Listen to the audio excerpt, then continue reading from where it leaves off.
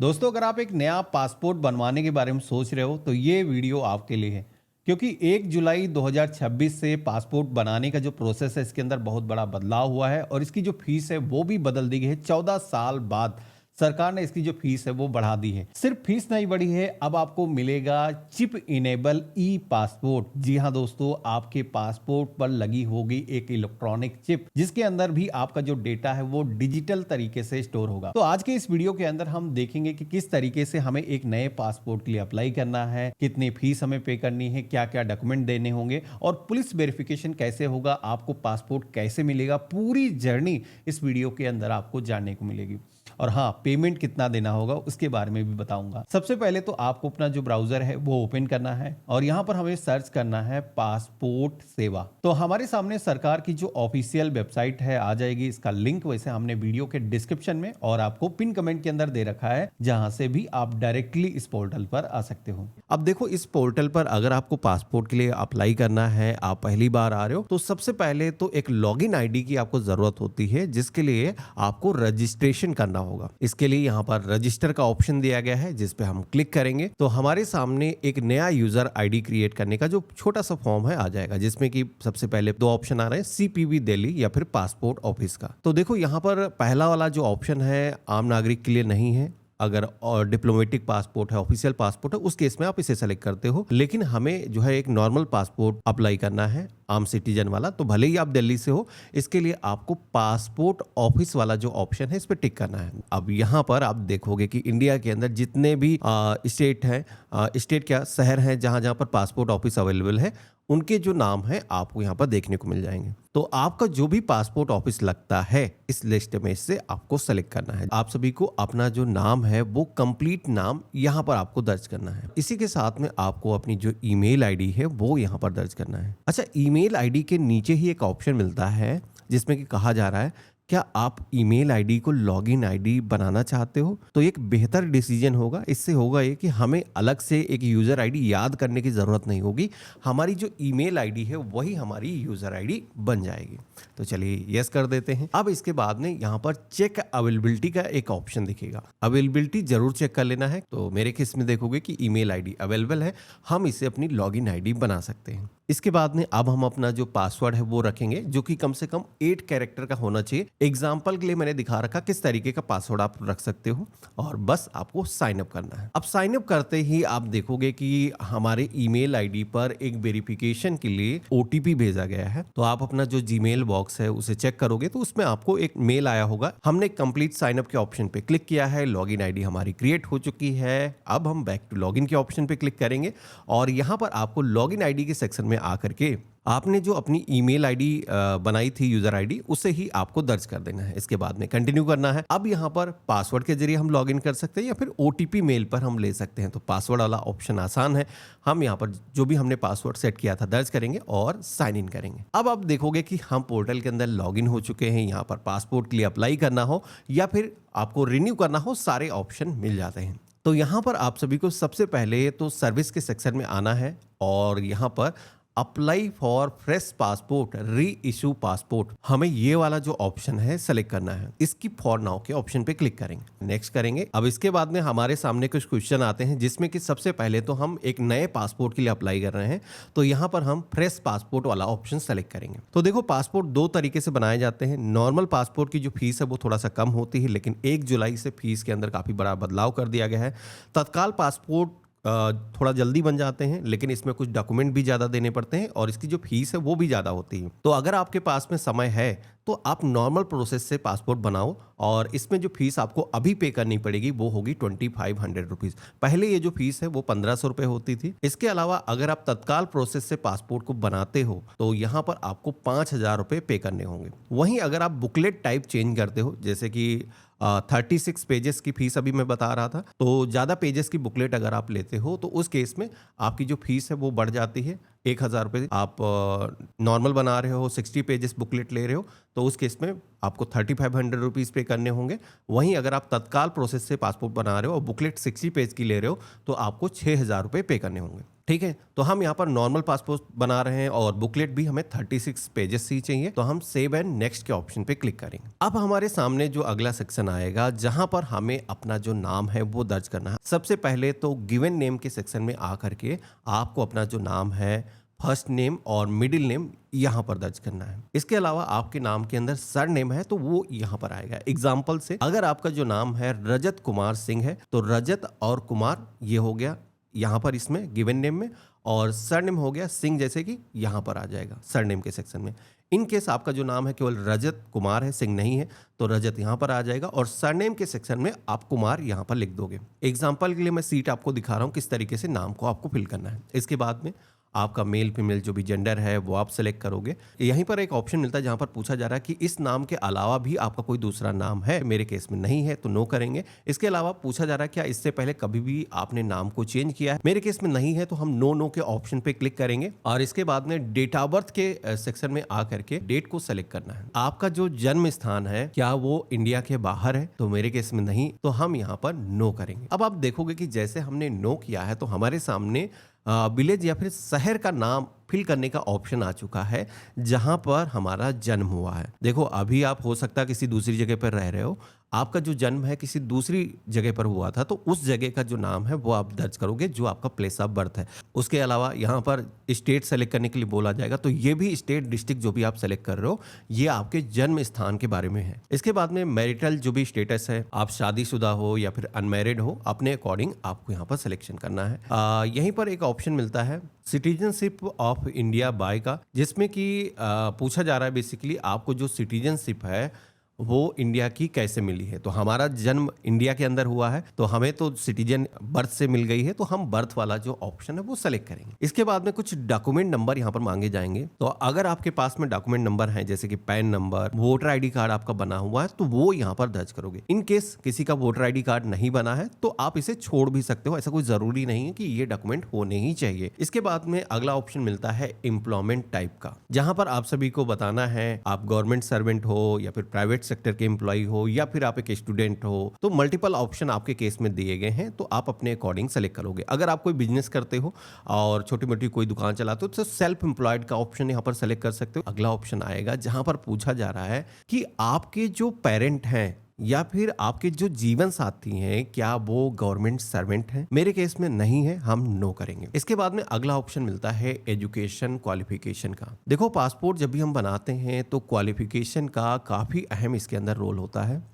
10वीं की जो क्वालिफिकेशन है मिनिमम आपकी होनी चाहिए, तो आप एलिजिबल हो जाते हो नॉन ईसीआर कैटेगरी के पासपोर्ट की। अगर आपकी जो क्वालिफिकेशन है इससे कम है तो पासपोर्ट तब भी आपका बन जाएगा, लेकिन उस केस में आपका जो पासपोर्ट है वो नॉन ईसीआर कैटेगरी का नहीं मिलता है। तो मेरे केस में जैसे कि आप देखोगे कि जैसे ही सेलेक्ट किया है मिनिमम क्वालिफिकेशन 10वीं होनी चाहिए, उससे ऊपर है तब भी चल जाएगा। अगर इससे कम क्वालिफिकेशन है तो उस केस में आप जब चेक करोगे तो यहाँ पर आपकी जो है एलिजिबिलिटी जैसे कि नॉन ईसीआर कैटेगरी की है वो नो में आएगी। हालांकि कुछ चीजें हैं जैसे कि अगर आप उन कैटेगरीज के अंदर आते हो तो आपको जो है पासपोर्ट नॉन ईसीआर कैटेगरी का मिल जाता है अगर आपकी जो क्वालिफिकेशन है 10वीं नहीं है। अच्छा, नॉन ईसीआर और ईसीआर में डिफरेंट क्या होता है, कुछ लोगों के मन में कंफ्यूजन आता है तो बता देता हूं। देखो अगर आपका जो पासपोर्ट होता है नॉन ईसीआर कैटेगरी का होता है तो आपके पासपोर्ट पर जहां पर एड्रेस होता है उस पर कुछ भी लिखा नहीं होता है, मतलब एड्रेस रहेगा उसके ऊपर एक लाइन नहीं आती है। लेकिन अगर आपका जो पासपोर्ट है ईसीआर कैटेगरी का होता है तो उस पर लिखा होता है इमिग्रेशन क्लियरेंस रिक्वायर्ड। कुछ ऐसी कंट्रीज हैं जैसे कि UAE, Saudi Arab, Qatar, Oman, Kuwait, Bahrain, Malaysia. तो इन कंट्रीज के अंदर अगर आप जॉब के सिलसिले में जाते हो तो उस केस में प्रोटेक्टर ऑफ इमिग्रेंट से आपको क्लियरेंस लेना पड़ता है अगर आप काम के सिलसिले में जाते हो। लेकिन अगर आप टूरिस्ट वीजा पर जाते हो तो दोनों ही पासपोर्ट सेम वैल्यू रखते हैं, आपको कोई डिफरेंट नहीं पड़ता है। जैसे कि बात कर रहे थे कि अगर आपकी क्वालिफिकेशन 10वीं नहीं है तो उस केस में क्या ऐसे तरीके हैं जिनसे आप जो है अपना जो पासपोर्ट है नॉन ईसीआर कैटेगरी के अंदर कर सकते हो। तो इसके लिए यहाँ पर डॉक्यूमेंट रिक्वायर्ड नॉन ईसीआर का एक ऑप्शन दिया गया है। तो इसके अंदर बेसिकली अगर आपकी जो एज है 50 साल के ऊपर है या फिर आप एक गवर्नमेंट सर्वेंट हो या फिर आपके मम्मी पापा के पास में नॉन ईसीआर कैटेगरी का पासपोर्ट है और आप माइनर हो तो उस केस में भी आपका जो पासपोर्ट है वो नॉन ईसीआर कैटेगरी का मिलता है। इसके अलावा एक ऑप्शन होता है कि अगर आप इनकम टैक्स पेयर हो तो उस केस में आप अपना जो है ITR की जो कॉपी है वो लगा सकते हो और आपका जो पासपोर्ट है नॉन ECR कैटेगरी के अंदर हो जाता है। अगर क्वालिफिकेशन 10वीं है तो ये चीजें जो भी मैंने बताई है तो कोई दिक्कत नहीं है, ऐसे ही आपका जो पासपोर्ट है नॉन ECR कैटेगरी का मिलेगा। और यहाँ पर आपको अपना जो 12 डिजिट का आधार नंबर है दर्ज करना है और आधार को यूज करने के लिए आपको परमिशन यहाँ पर अलाउ करनी है, इसके लिए यस करना है और देन आपको सेव एंड नेक्स्ट के ऑप्शन पे क्लिक करना है। अब इतना करते ही आप सभी के सामने पासपोर्ट का जो है एप्लीकेशन का एक रेफरेंस नंबर जनरेट होकर के आ जाता है। ये जो नंबर है आपको नोट कर लेना है, इन केस कभी सर्वर एरर होता है तो आप ये जो फॉर्म है दोबारा से आप ओपन करके आप फिल कर सकते हो जहां पर आपने छोड़ा है। अब हमारे सामने अगला जो स्टेप आता है वो है फैमिली मेंबर डिटेल का, जहां पर आप सभी को अपने फादर का नाम, जैसे आपने अपना नाम फिल किया था वैसे ही यहाँ पर पिता का नाम आ जाएगा, माता का नाम आ जाएगा, इसी के साथ में किसी के केस में लीगल गार्जियन अगर एप्लीकेबल है तो वो यहाँ पर दर्ज करेगा। अच्छा, एक ऑप्शन मेरे केस में नहीं आया है, कुछ लोगों के केस में आएगा। अगर आप मैरिड हो तो उस केस में यहाँ पर जो है जीवन साथी का जो नाम है, अगर आप महिला हो तो पति का नाम, अगर पुरुष है तो पत्नी का नाम फिल करने का ऑप्शन आएगा। सेव एंड नेक्स्ट के ऑप्शन पे क्लिक करेंगे। अगला सेक्शन आया है एड्रेस का, जहां पर आप सभी को अपना जो वर्तमान पता है, जो करंट एड्रेस है वो यहाँ पर दर्ज करना है। आप सभी से पूछा जाएगा आपका हाउस नंबर, गांव का नाम, इसके अलावा ग्राम पंचायत का नाम आप यहाँ पर दर्ज करो। जो भी आपका पिन कोड लगता है वो पिन कोड के सेक्शन में आ जाएगा। जैसे आप पिन कोड यहाँ पर दर्ज करते हो तो उसके अकॉर्डिंग आपका जो स्टेट है वो यहाँ पर आ जाएगा, आप यहाँ पर सेलेक्ट करोगे और इसके बाद में डिस्ट्रिक्ट अपना सेलेक्ट करोगे और पुलिस स्टेशन यहाँ पर आपको चूज करना है।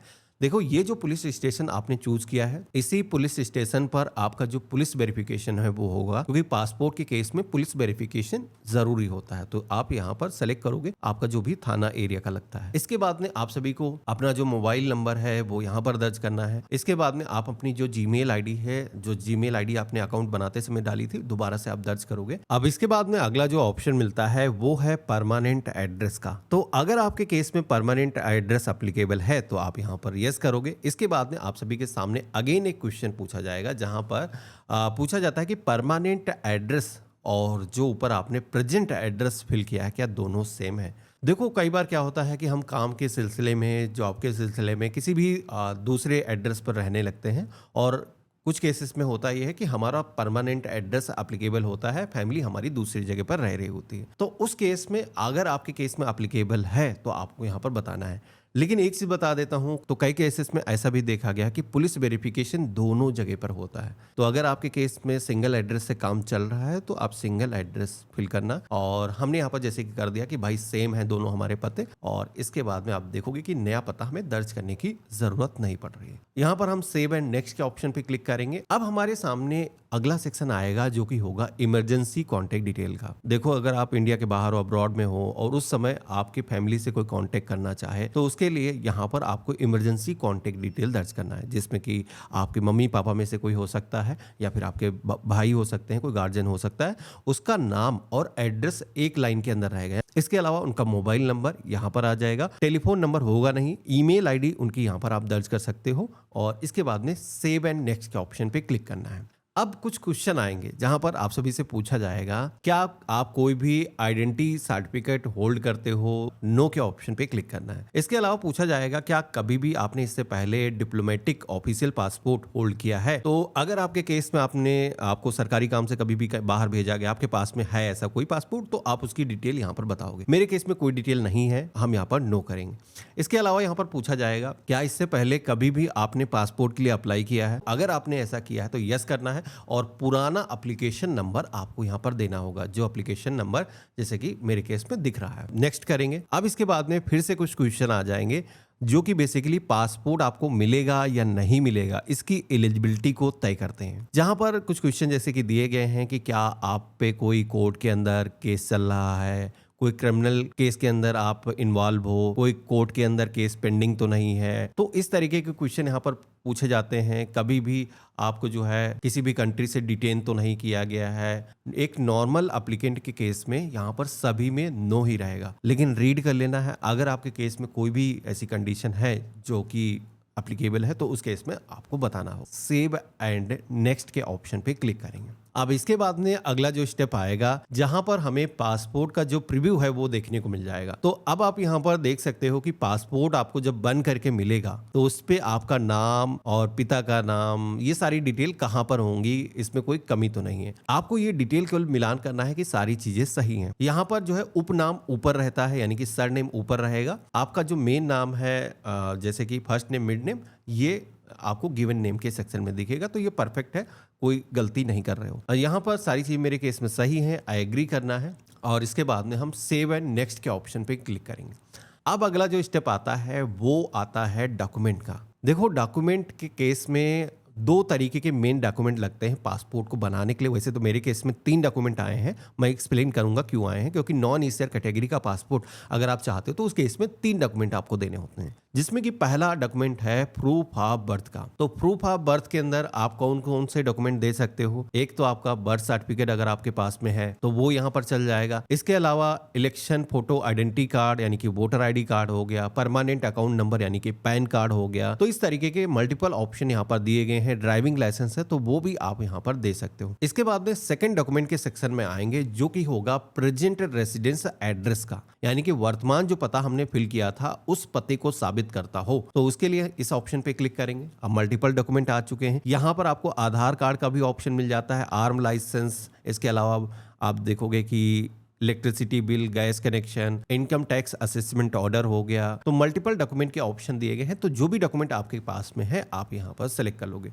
मोस्टली लोगों के पास में आधार कार्ड होगा ही, तो आप सेलेक्ट कर लेना। एड्रेस के तौर पर ये यहाँ पर चल जाएगा। अब बारी आती है अगले डॉक्यूमेंट की, जो कि अगर आप नॉन ईसीआर कैटेगरी का पासपोर्ट नहीं ले रहे हो तो उस केस में आपको ये ऑप्शन नहीं दिखेगा अगर किसी की क्वालिफिकेशन 10वीं से कम है, अगर आप पासपोर्ट के लिए वहां पर टिक नहीं करते हो। अब जैसे कि नॉन ईसीआर कैटेगरी का जो पासपोर्ट है पाने के लिए क्या डॉक्यूमेंट चाहिए, तो आप यहाँ पर देख सकते हो। डॉक्यूमेंट तो बहुत सारे दिख रहे हैं, लेकिन आम एप्लीकेंट के लिए जो डॉक्यूमेंट है वो यहाँ पर जैसे कि 10वीं के आपके ऊपर एजुकेशन है तो मैट्रिकुलेशन और हायर एजुकेशन पास सर्टिफिकेट ये आप सेलेक्ट करोगे। इसके अलावा 50 ईयर से ऊपर अगर आपकी एज है तो आप जो है एज प्रूफ सेलेक्ट करोगे, जैसे कि बर्थ सर्टिफिकेट का ऑप्शन दिया गया या फिर अन्य कोई डॉक्यूमेंट आपका हो सकता है। आईटीआर के बेस पे अगर आप नॉन ईसीआर कैटेगरी का पासपोर्ट ले रहे हो तो वो सेलेक्ट करोगे। गवर्नमेंट एम्प्लॉय कोई है तो गवर्नमेंट सर्वेंट वाला ऑप्शन सेलेक्ट करेगा। तो ये ऑप्शन बेसिकली जो भी नॉन ईसीआर कैटेगरी का आप डॉक्यूमेंट दे रहे हो वो आप चूज कर लोगे। अच्छा, डॉक्यूमेंट सेलेक्ट तो हमने कर लिया है। सेलेक्ट करने के बाद में यहाँ पर एक ऑप्शन आता है ग्रांट डिजी लॉकर एक्सेस। देखो ये ऑप्शन हमें इस पर टिक नहीं करना है। इसमें बेसिकली होता यह है कि डिजी लॉकर के थ्रू डिजिटल तरीके से अपने जो डॉक्यूमेंट है वो ऑथेंटिकेट कर सकते हो, लेकिन पासपोर्ट डिपार्टमेंट अभी भी आप ऑथेंटिकेट करके भी जाओगे फिर भी डॉक्यूमेंट की डिमांड करेगा, तो वहां पर ही आप अपने जो डॉक्यूमेंट है वो स्कैन करा लेना, वो आसान है। इसमें कई बार एरर भी आ जाता है।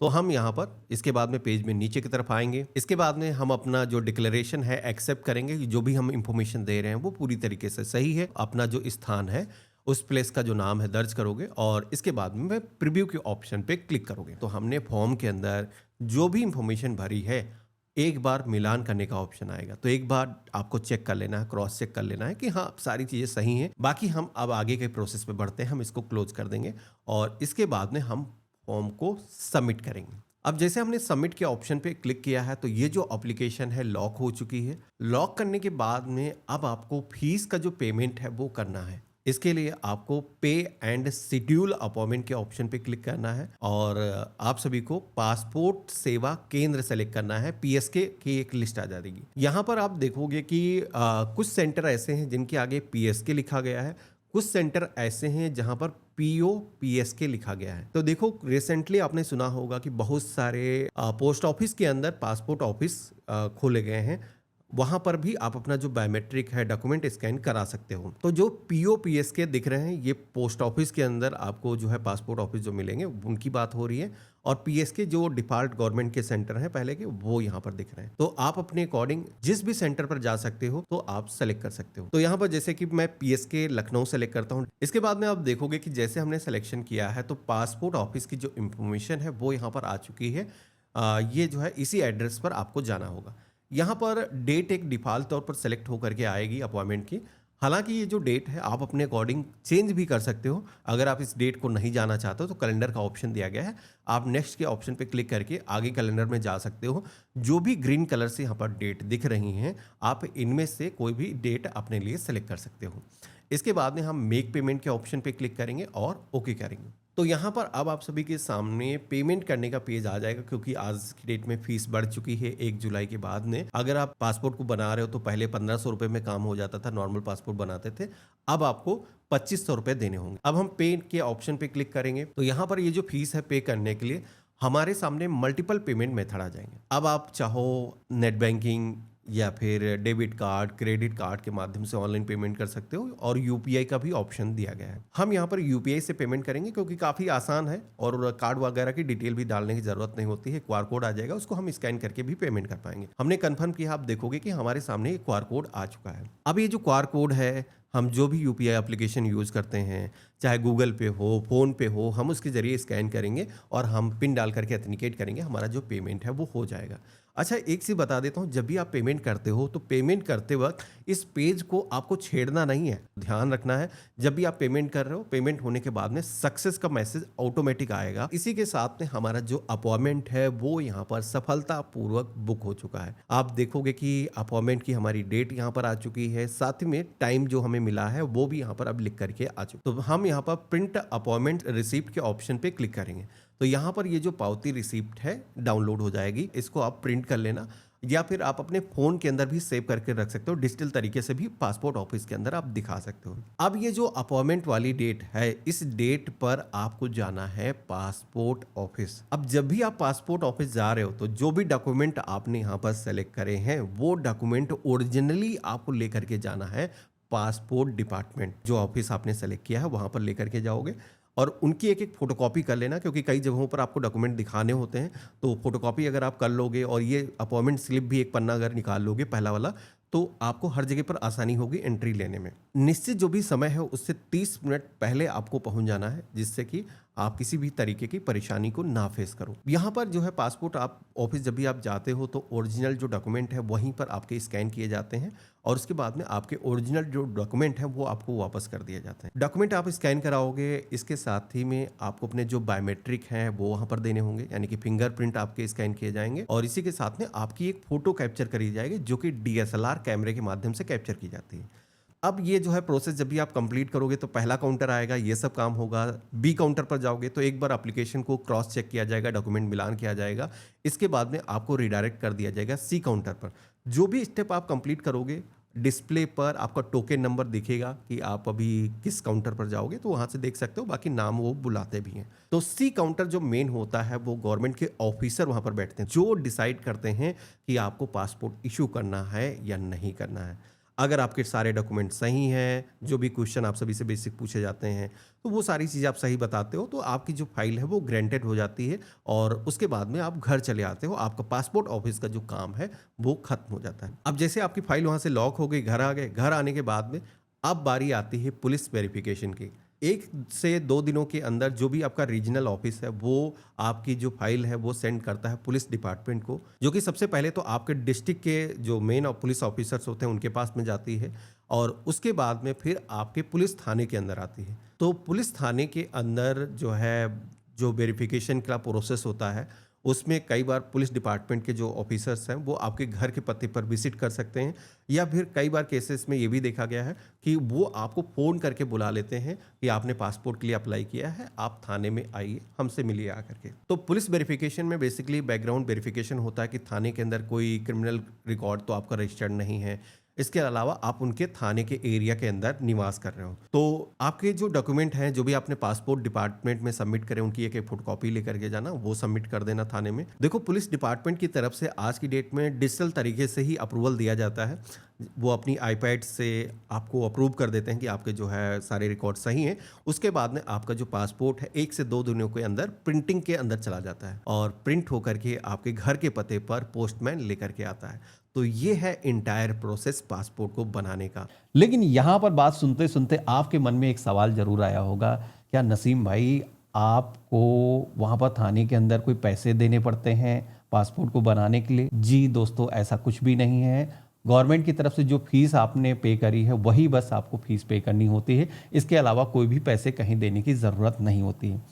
देखो, पुलिस को क्लियरेंस की रिपोर्ट लगानी ही होती है। मे बी वो डिले कर सकते हैं, आज नहीं कल 2-4 दिन टाल सकते हैं, लेकिन कुछ ना कुछ उनको जवाब देना होगा डिपार्टमेंट को कि हाँ, इनका जो है कोई रिकॉर्ड नहीं है। अगर रिकॉर्ड नहीं है तो फर्जी को तो नहीं दिखा सकते हैं कि आप पे कोई क्रिमिनल रिकॉर्ड चल रहा है जिसकी वजह से पासपोर्ट नहीं बन सकता है। मे बी वो डिले कर सकते हैं, तो वैसी कोई फीस नहीं है। बाकी आपको लोकल लेवल पर अपने हिसाब से उसको मैनेज करना है।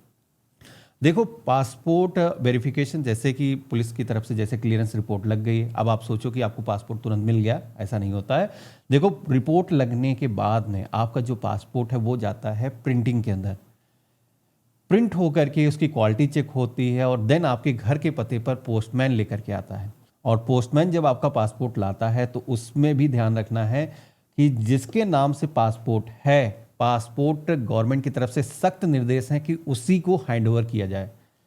तो ये बात उन लोगों के लिए ज़रूरी है जो जॉब करते हैं और पासपोर्ट जैसे कि अपने घर के पते से आप बना रहे हो और आप दूसरे शहर के अंदर पढ़ाई कर रहे हो, जॉब कर रहे हो, तो आप फिर से वापस चले गए पासपोर्ट बनवाने के बाद में, और जब पासपोर्ट आपका डिलीवर होने के लिए आएगा तो उस समय आप अपने घर पर होने चाहिए, नहीं तो आपका जो पासपोर्ट है वो रिटर्न भी भेजा जा सकता है। तो ये चीज़ ध्यान रखना है।